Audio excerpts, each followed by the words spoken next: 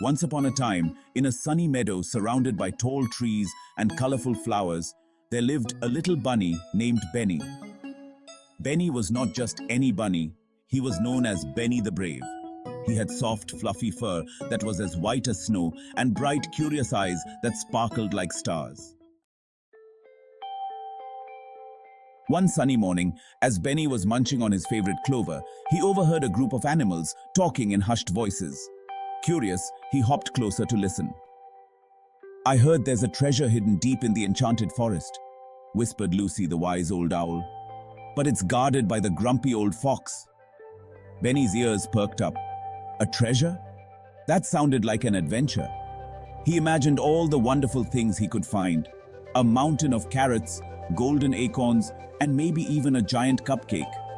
Without a second thought, Benny stood tall and said, "I'll find that treasure." The other animals gasped.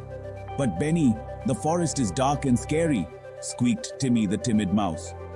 "I'm not afraid," Benny declared, his heart racing with excitement. "I'll be careful and brave."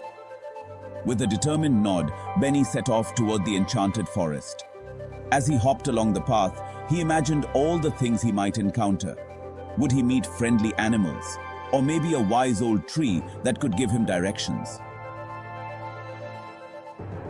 As he entered the forest, the sunlight filtered through the leaves, creating dancing shadows all around him. Benny took a deep breath and hopped deeper into the woods. The trees were tall and twisted, and the air was filled with the sounds of chirping birds and rustling leaves. Suddenly, Benny heard a low growl. His heart thumped in his chest. He turned to see a shadowy figure approaching. It was Max, the grumpy old fox. His fur was a fiery orange, and his eyes gleamed with mischief. "Who dares to enter my part of the forest?" Max sneered, showing his sharp teeth. Benny took a deep breath.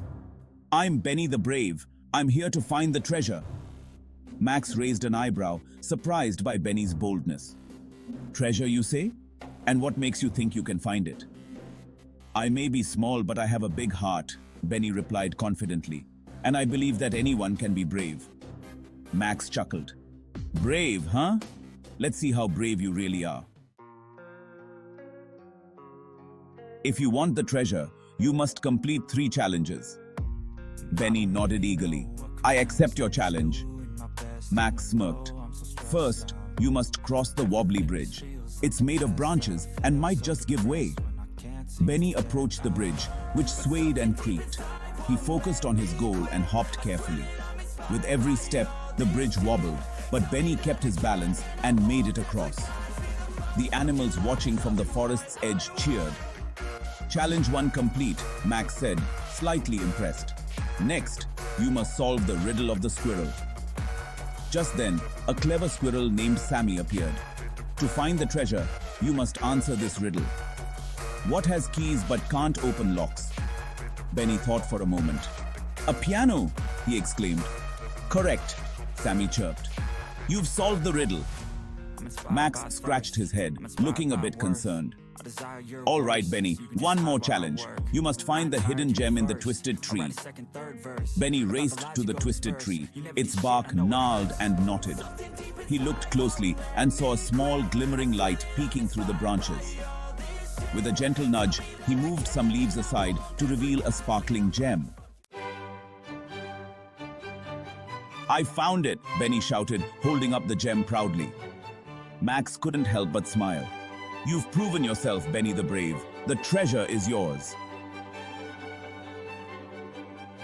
Benny followed Max to a secret spot under a big oak tree.